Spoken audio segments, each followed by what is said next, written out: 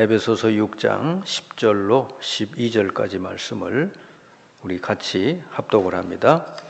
끝으로 너희가 주 안에서와 그 힘의 능력으로 강건하여 지고 마귀의 관계를 능히 대적하기 위하여 하나님의 전신갑주를 입으라. 우리의 씨름은 혈과 육을 상대하는 것이 아니요 통치자들과 권세들과 이 어둠의 세상 주관자들과 하늘에 있는 악의 영들을 상대함이라. 아멘. 자, 오늘 말씀에 보면은 끝으로 너희가 에베소서를 바울이 편지를 쓰면서 에베소서의 마지막 부분으로 그러니까 결론으로 그런 말씀이죠. 끝으로 너희가 주 안에서와 그 힘의 능력으로 강건하여 지고 그랬어요. 결론적으로 말씀했다는 건 가장 중요하다고도 볼 수 있고요. 그래서 주 안에서 그 힘의 능력으로 강건해져서 뭐 하라는 거냐 하니까 11절에 마귀의 관계를 능히 대적하기 위하여 하나님의 전신갑주를 입으라 그랬어요.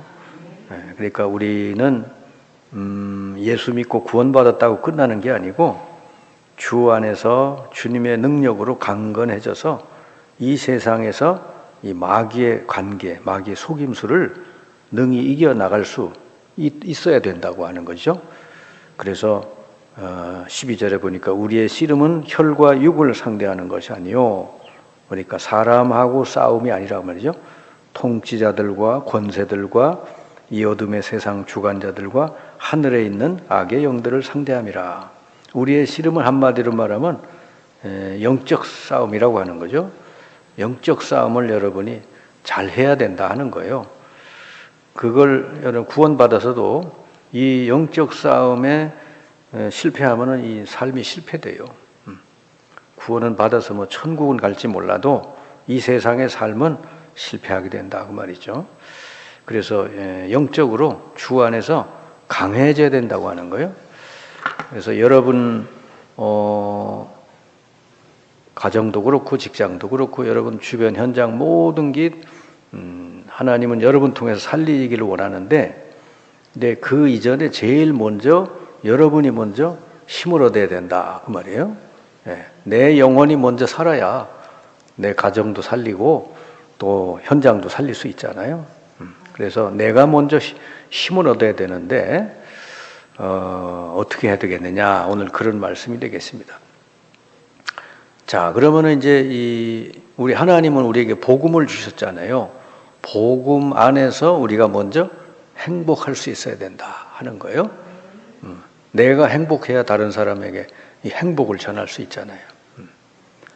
우리 세상에는요, 여러 가지 많은 문제가 일어나지 않습니까? 인생에 찾아오는 많은 문제에 대해서 해답을 알고 또 그걸 통해서 참 행복을 누리는 길을 알고 있는 사람, 이런 사람을 여러분이 만난다면은 굉장히 행복하게 되고 또 축복을 누리게 되겠죠.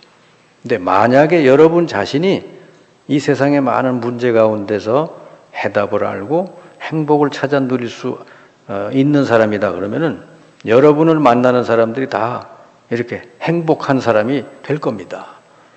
그러니까 여러분 자신이 이렇게 변화되는 거, 참으로 복음 안에서 행복을 누릴 줄 아는 거, 이게 모든 것 중에서 가장 우선이다 그 말이죠. 그래야 나머지가 다 되는 거죠. 근데 사람들은 행복을 왜 못 누릴까 보니까 다른 곳에서 행복을 찾으려고 한다 하는 거죠. 세상 사람들이 주로 이런 말이죠. 물론 뭐 교회 다니고 예수 믿어도 행복을 이런 데서 찾는 사람들이 많죠.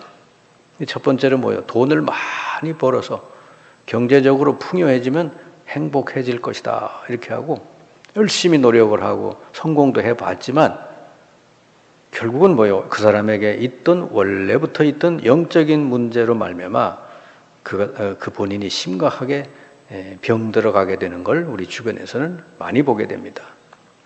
자, 그리고 어떤 사람이 막 성공자가 돼가지고 그런 인생을 살아가는 거 굉장히 부러워하고 그러죠. 나도 그렇게 됐으면 좋겠다. 성공자의 인생을 살아가는 것처럼 보이지만은 사실은 그 사람들도 그 인생의 말년에는 생각지 못한 문제와 어려움 속에 살아가는 사람들이 많아요. 그러니까 이 인생이 성공하는 것도 행복이라고 하는 거하고 직결되지는 않는다 그 말이죠.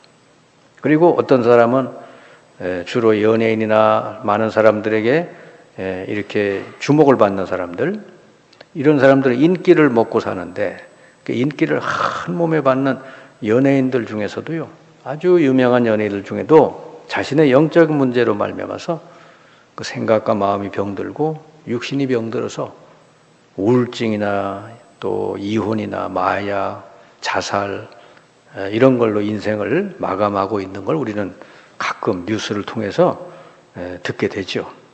자, 이렇게 세상 사람들은 행복을 이런 다른 데서 찾으니까 행복이 찾아지질 않는 것이죠. 그런데 세상 사람들은 그렇다고 쳐도 기독교인이 또 이 복음 안에서 행복을 못 누린다 그 말이죠.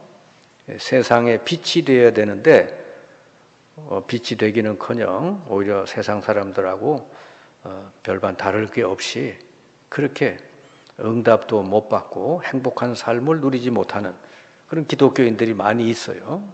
왜 그럴까? 많은 기독교인들이 교회는 다녀도 복음을 제대로 모르기 때문에. 복음을 모르면 어떻게 돼요? 죄로 인해서 사탄으로 말미암아 오는 재앙, 이런 영적인 문제를 피할 길이 없는 것이죠. 그러니까 에베소서 2장 1절 3절처럼 영적으로 죽어 있고 사탄의 권세 아래 눌려서 살고 또 본질상 진노의 자녀로 늘 마음에 안식도 없이 그렇게 살다가 지옥까지 가게 되는 이런 삶을 살 수밖에 없는 거예요. 교회를 다녀도 복음을 모르면 이렇게 된다고 말이죠. 그런데 복음을 알아도 복음을 삶 속에서 제대로 누리지 못하는 기독교인도 이렇게 될 수밖에 없어요. 이 사람들은 뭐죠? 복음을 듣긴 들었는데 자기의 지금 현재 생각과 사고방식과 체질, 판단은 전혀 복음하고 반대되는 그런 생각을 가지고 살면은 전혀 복음을 누릴 수가 없는 것이죠. 그럼 복음을 많이 들었어도 자기 삶 속에서 살아갈 때는 전부 옛날 자기 생각, 옛날 사고방식, 옛날 체질 가지고 살면은 이 사람도 역시 실패할 수밖에 없어요. 그리고 많은 사람들이 지금 이 실족하고 무너지는 게 인간관계에서 무너진단 말이죠. 에베소 6장 12절에는 반드시 우리의 씨름은 영적인 씨름이라, 영적인 싸움이라 그랬는데 자꾸 이래 보면 사람들 이래 보면은 영적 싸움은 안 하고 자꾸 육신적인 싸움을 한단 말이에요. 필요 없는 걸 가지고 자꾸 싸우고 그러다 보니까 불신자처럼 살아갈 수밖에 없다 하는 것입니다. 그래서 이 기독교인이 됐어도 이렇게 이 복음 안에서 복음적인 그런 생각과 판단을 가지고 살아야 되는데 그렇지 못하게 되면은 역시 세상 사람과 비슷해질 수밖에 없죠. 그리고요, 복음을 듣긴 들었어도 오랫동안 자기 속에 이 뿌리 내려져 있는 이 세상 체질, 지금 태어나서 지금까지 배운 거 그런 체질, 이런 체질로 인해 가지고 복음을 못 누리게 된단 말이에요. 예배당에 와서 말씀 듣고 은혜 받고 할 땐 좋아요. 근데 집에 돌아가거나 세상에 나가면 완전히 옛날 체질로 돌아간단 말이죠. 이런 것이 치유가 안 되면 실제로는 못 누리는 거예요. 예배당에 와서는 뭐 은혜가 되겠지만 자기 현장에서는 못 누리게 된다고 말이죠. 이런 사람이 그래서 치유의 과정이 필요한 겁니다. 그래서 양육이라든지 이런 개개인적인 개인에게 맞는 그런 말씀을 가지고 잘 치유받아야 이제 복음을 가지고 제대로 누릴 수가 있는 것이죠. 그래서 우리 자신이 먼저 복음 안에서 참된 행복을 누리고 살아야 된다. 여러분이 정말 이 부분이 먼저 돼야 됩니다. 그러면 여러분 주변 현장에 다른 사람이 변화되는, 다른 사람들이 행복을 누릴 수 있게 되는 그런 놀라운 일들이 벌어지게 된다 그 말이죠. 자, 어떻게 하면 되겠느냐?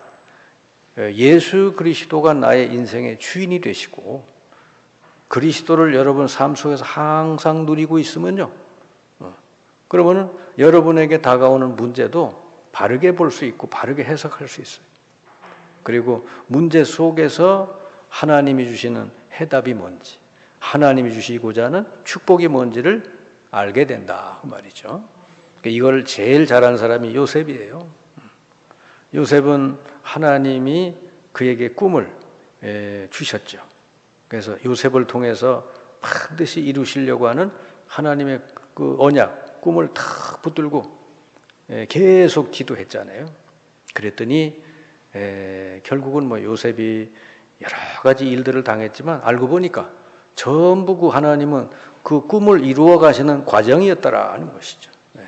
노예로 팔려간 것도 그렇고 감옥 간 것도 그렇고 나중에 왕을 만난 것도 그렇고 전부 심지어 그 흉년이 들은 것까지 다 하나님이 하신 일이요. 그러니까 자기 형들이 굶어 죽게 생겼으니까 이제 애굽 땅에 요셉을 만나러 올 수밖에 없도록 그렇게 하나님 만드셨지. 형들이 완전히 요셉 앞에 무릎 꿇을 수밖에 없는. 그러니까 예수 그리스도가 세상 만물의 주인이신데 바로 그분을 나의 주인으로 모시고 그리고 그분의 언약을 탁 잡고 어디서든지 꾸준히 기도하면요, 문제 속에서도 해답을 보고 하나님의 축복을 누리게 될 줄 믿습니다. 근데 예수 그리스도가 주인이 안 된 사람이 많아요. 그러면 전부 뭐요? 내 생각 가지고 보는 거예요. 내 이익 가지고. 그러니까 제대로 해석도 안 되고 기도도 바르게 할 수가 없죠. 자, 그리고 우리 삶 속에 염려되는 일들이 많은데, 자, 여기에 이제 내 생각을, 마음을 뺏기고 그러게 되면은 결국 염려에 이제 눌려 살게 되잖아요. 근데 그러지 말고 오히려 염려되는 일이 왔을 때 이 기도하면서 그 속에 들어있는 하나님의 참된 축복을 찾아 누릴 줄 아는 그 이 기도의 삶이 제대로 되면 오히려 하나님의 평강한 답을 거기서 얻게 된다고 하는 거죠. 빌립보 4장 6절 7 말씀처럼 아무것도 염려하지 말고 모든 걸 하나님께로 기도로 알려드려라. 그러면 하나님 평강이 너희 마음과 생각을 지키시리라 그랬잖아요. 그러니까 살면서 뭐 염려되는 일이 얼마나 많습니까? 근데 많은 사람은 여기에 사로잡혀 버려요. 근데 분명히 하나님이 우리와 함께 계시잖아요. 그러면 염려를 주신 것도 알잖아요. 염려가 와 있는 것도 하나님 다 보고 계시잖아요. 그러면 하나님께 기도하면서 하나님이 주시는 참된 해답, 축복을 거기서 찾아 누릴 줄 알면 마음의 평강이 임할 줄 믿습니다. 성경에 보면 다 그렇잖아요. 아무 문제도 아무 염려도 없는 사람은 아무도 없어요. 그건 저 공동묘진에 가면 있지, 세상에 생명이 있는 사람은 다 있죠. 그런데 복음 안에서 그걸 누릴 줄 알아야 된다 하는 거예요. 자, 그리고 기도를 해도 내가 가지고 있는 숨은 동기를 가지고 자꾸 기도하면 안 되죠. 하나님의 언약 뜻을 딱 붙들고 계속 기도하면요, 성령의 인도를 받게 되고 승리하게 될 줄 믿습니다. 그래서 하나님 말씀은 그래서 여러분 잘 들어야 돼요. 강단에서 나오는 여러분 각자에게 주시는 말씀을 잘 들어야 됩니다. 여러분 이게 주일 강단이나 수요일 강단 이런 것들은요, 이 신목사의 그런 무슨 강의가 아니에요. 하나님이 여러분 각자에게 주시는 말씀이다. 이렇게 듣고 그 말씀 딱 붙들고 기도하면 성령 인도를 받게 된다 그 말이죠. 자, 주일 강단 메시지를 마음에 담고 그 말씀을 기도 제목으로 삼고 여러분 혼자 있는 시간에 조용히 기도하면 하나님 힘을 주셔요. 왜냐하면 하나님 말씀만 주신 게 아니라 그 말씀을 결국 이루시는 분이 하나님이기 때문에. 초대교회도 마찬가지죠. 예수님의 마지막 말씀을 붙들고 마가다락방에 모여서 기도했잖아요. 그랬더니 사도행전 2장에 놀라운 응답들이 왔죠. 여러분들도 만약에 매주마다 강단 말씀 붙들고 이렇게 조용히 기도하면요, 그 응답이 여러분에게도 임하게 될 줄 믿습니다. 그래서 여러분 자신이 복음 안에서 행복해지고 자꾸 응답을 받게 되면요, 여러분과 관계된 모든 사람들이 나를 통해서 살게 되고요, 복음을 알게 되고 행복해지고 또 문제 해결도 다 되어질 줄 믿습니다. 그래서 여러분 자신이 일단 복음을 누리면서 행복할 줄 아는 것, 그게 가장 중요한 일인 줄 믿습니다. 복음이라는 게 뭡니까? 그리스도를 통해서 하나님이 우리 모든 죄와 저주와 사탄의 세력을 다 꺾으시고 하나님이 우리와 함께 하신다는 거 아니에요. 그죠? 모든 문제를 하나님이 그리스도를 보내 끝내놓고는 예수님을 영접한 우리 마음속에 성령으로 함께 계신다는 것이죠. 그리고 그 성령이 바로 내 인생의 주인이시다 그 말이에요. 그럼 모든 걸 이제는 그 주인을 바꾸고 주님께서 이걸 통해서 이루시기 원하는 게 뭘까? 기도하면서 여러분 찾아서 누리면 될 줄 믿습니다. 그래서 이 세상은 영적 싸움의 현장이기 때문에 무엇보다 여러분은 영적으로 힘을 얻고 무장을 해야 된다 하는 거예요. 그래서 어떻게 힘을 얻느냐 봤더니 주 안에서 여러분 자꾸 강해져야 돼. 힘을 얻어야 돼. 그게 사도 바울이 그랬죠. 빌립보 4장 13절, 나는 가난해도 괜찮고 부유해도 괜찮고 일체의 비결을 가졌다. 그러면서 내게 능력 주시는 자 안에서 나는 모든 걸 할 수 있다 그랬잖아요. 바울은 어디 있어도 괜찮다는 거지. 그런데 이 힘을 하루만 공급받는 게 아니라 매일매일 하나님 주신 힘을 공급받아야 되는데 그 방법이 뭐냐? 늘 하나님과 교제하고 대화하고 하나님 말씀을 늘 묵상하고 또 뭐든지 하나님께 기도하고 또 들은 말씀을 자꾸 여러분이 순종하고 적용하면 주님의 능력을 날마다 누리고 체험할 줄 믿습니다. 그리고 이 마귀는 자꾸 속임수를 쓰기 때문에 여러분이 영적으로 무장을 해야 돼요. 그래서 어떤 무장을 해야 되냐 바울이 적어놨죠. 구원의 투구, 의의 흉배를 붙이고 진리의 띠를 띠고 믿음의 방패를 가지고 성령의 검, 하나님 말씀을 가지고 그리고 복음 신발을 신고 성령 안에서 무시로 기도해라 그랬습니다.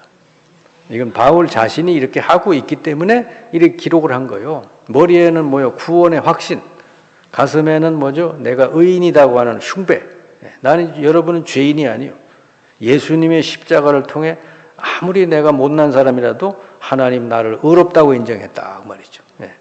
그리고 허리띠는 뭐죠? 말씀의 띠, 언약의 띠를 탁 띠고 여러분이 이제는 하나님 언약을 탁 잡고 이제 기도해야 돼. 그리고 사탄이 이것저것 가지고 계속 여러분을 자꾸 이렇게 불화살을 쏜단 말이에요. 불신앙을 주고 염려를 주고 자꾸 불안한 생각을 주고 그러죠. 부정적인 생각을 자꾸 넣죠. 이럴 때 뭐예요? 믿음의 방패로 탁 막아버려요. 더 나아가서는 말씀의 검, 성령의 검 가지고 사탄의 속임수를 탁 꺾어버려요. 그리고 여러분 어딜 가든지 복음의 신발, 복음을 준비하고 복음 전할 준비를 해서 다니고 그리고 늘 성령 안에서 하나님과 소통하고 무시로 기도하는 여러분이 이렇게 되면은 여러분이 이 복음을 누리면서 여러분 통해 구원받을 영혼들을 하나님이 붙여주실 줄 믿습니다. 그래서 여러분이 영혼이 먼저 날마다 하나님 주신 힘을 얻게 되시길 바라고요. 말씀으로 영적으로 탁 무장해서 이제 사탄이 뭘 가지고 와도 흔들리지 않는 여러분 되시기 바라고 또 여러분 가는 곳마다 하나님이 갈급한 심령 붙여주셔서 여러분이 누리고 있는 이 복음 안에 있는 행복을 그들에게도 전달할 수 있는 그런 여러분 되시기를 주님의 이름으로 축원합니다.